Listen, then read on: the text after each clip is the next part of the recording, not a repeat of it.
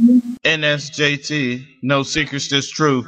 Jazrel Cavon.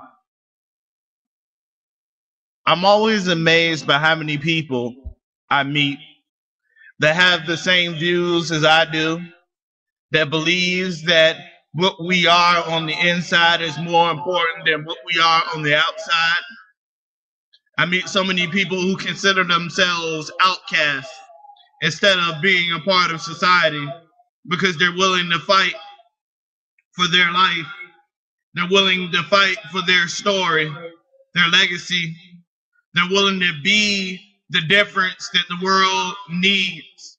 They're willing to hear the cries of the people. They're willing to hear the cries of those who they barely even know. They're ready to rush to their aid and help. It is amazing how many use their intelligence to build and construct a better life for themselves and those around them. So many people willing to give their life up, to give someone else a chance. And I want to say thank you. Because if no one else is going to say it, then I'm going to say it, and I'm going to say it loud.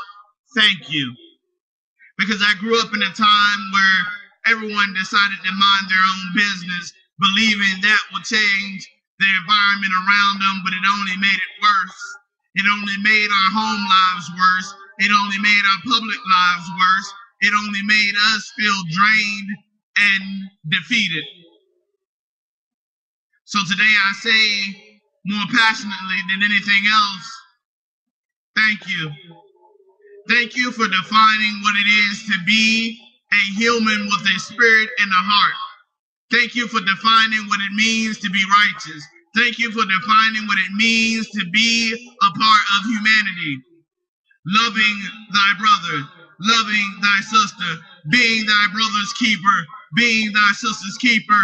It is important in this year 2012 as it winds down that we keep on with that mantra that I am my brother's keeper, that I am my sister's keeper, that who I am on the inside is far deeper and far bolder and far more beautiful than what I am on the outside. I usually tell my students, being who you are is like going to the grocery store buying orange juice. When you get home and pour it out, you expect orange juice, not apple juice. And if you pour out apple juice, then you'll go back to the store demanding a carton full of orange juice. And that is how the world perceives you. They're checking to see if the outside matches the inside. And a lot of times in society, the outside don't match the inside because that's what's popular. But I tell you surely, that is not what's popular in heaven. That is not what's popular in the communities where there is so much destruction going on. When it comes to the human spirit, when it comes to the human body, when it comes to the environment around us.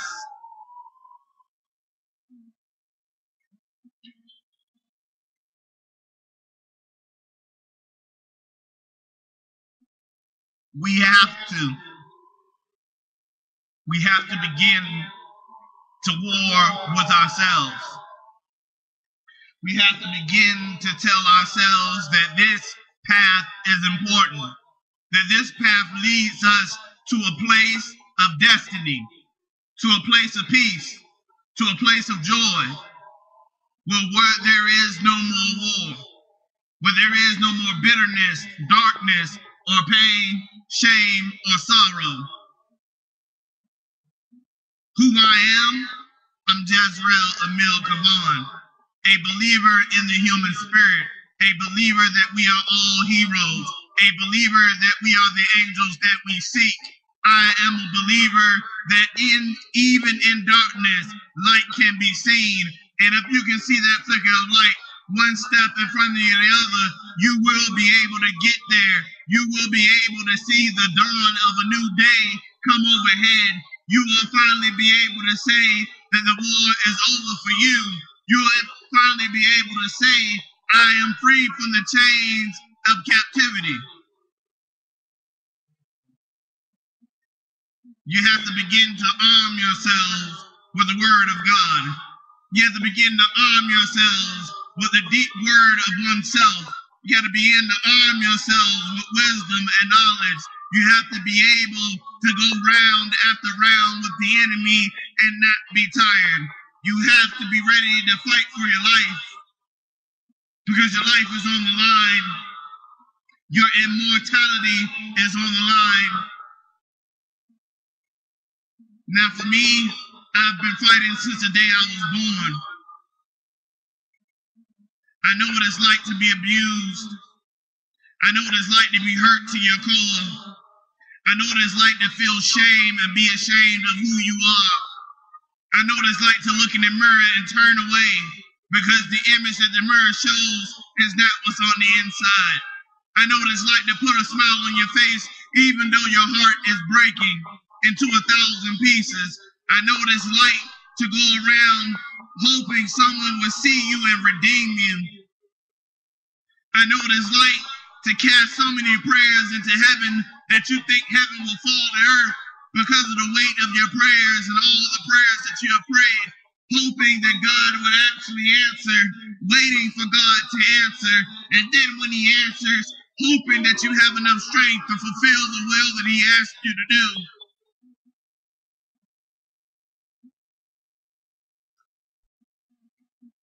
Don't tell me that the battle of man is over, because it's not.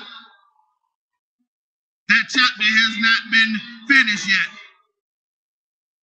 My students normally ask me, why is there beginning to the Bible and the end and no middle? And I tell them because we are living the middle, we are writing the middle, we are creating the middle. As heartbreaking as it is, we are the prophets of this generation. We are the keepers of time, the directors of destiny. That each and every day that we have life is a fresh start. That we can come back stronger than ever. See, in 2011, I was supposed to be dead. I was supposed to be gone. The enemy has counted on me falling and dying. Those are the two things that the enemy wishes for me, to fall and to die. But when that Spirit of the Lord moves in to the realm of man and moves into the heart and soul of the body and awakens that energy, that power, that gift, that light, things change. The doctors told me, had you come in 30 minutes later, 20 minutes later, 10 minutes later, 5 minutes later, a minute later, you would have been gone. It hit me at the core that I was not yet done. This wasn't my first brush with death, and it certainly will not be my last brush with death, but this is the last time that I will sit around on the sidelines and do nothing. I made a commitment to myself and God that day that every step of 2012 that I would be fighting, I would be speaking, I will be trying to return man to God, to reunite those who have lost their way to the right path, to stand up and speak for those who have no voice, to lead the blind and the deaf, to be that strong man that holds up the weak and carries them to the promised land. I had promised myself that I would not turn my back on those who stood with me, went toe to toe with the enemy with me. They shall never be forgotten, whether they are living or passed on. But I will count on their wisdom and their strength, no matter where they stand. I will count on their hope, their optimism to get me through my day. I will count on them to lift their voices for me as I lift my voices for them. I open my heart saying, you are not alone. No matter what you're going through now, no matter what you go through tomorrow, You're not alone. As long as there's breath in my body, I will continue to stand for what is right. I will continue to defeat the evil that comes upon us. I will continue to defeat the evil that tries to rip families apart, that tries to rip friends apart, that tries to shape our perspective that we are living in dangerous times. We have always lived in dangerous times. When the enemy says that it's getting darker and darker outside, I remind those who believe that if it is getting darker and darker outside, that means a brilliant dawn is on its way. For the enemy can turn out the lights, but he cannot turn off our hearts.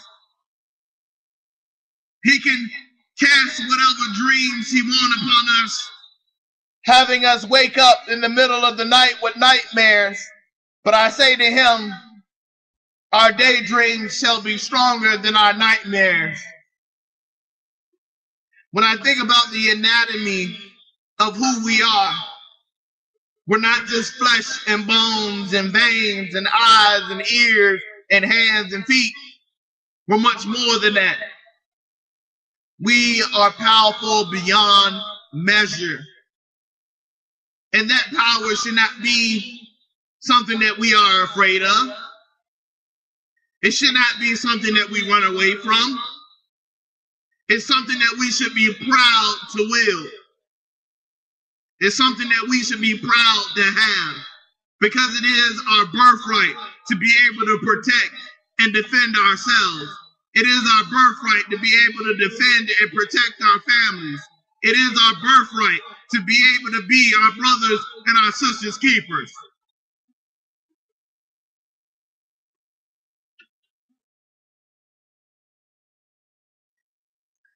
We have to be the good Samaritan. We have to be the prophets of this generation, because our voices cannot be silent as this world continues to spin on, as this world becomes worse and worse. I say to you, the meaning of my name means God sows.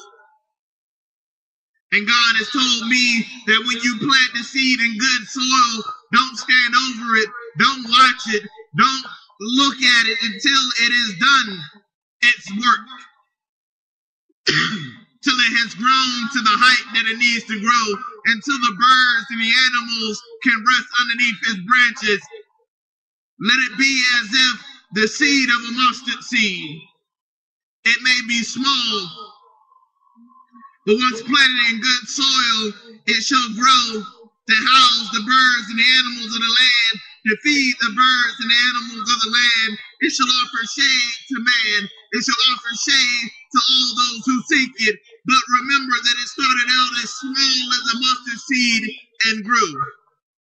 So does the fire and the light inside of us all. I'm exposing who I am, so that those who are doubters, those who are critics of who I am, can understand it's not just one message. It's many messages I have come upon you with. I have not changed from the day of birth to now. I still stand strong and firm in who I am. I still stand strong and firm in what I believe. I still stand strong, firm in my morals and my ethics. Love is a gift of birth, not a gift for the popular. That each man is endowed with the powers of his creator.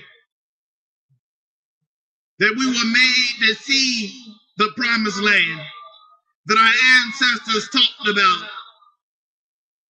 I am not afraid. And today I ask you to cast away your fears and allow yourself to be you, no matter who you are on the inside. Be who you were destined to be. Be who you were created to be.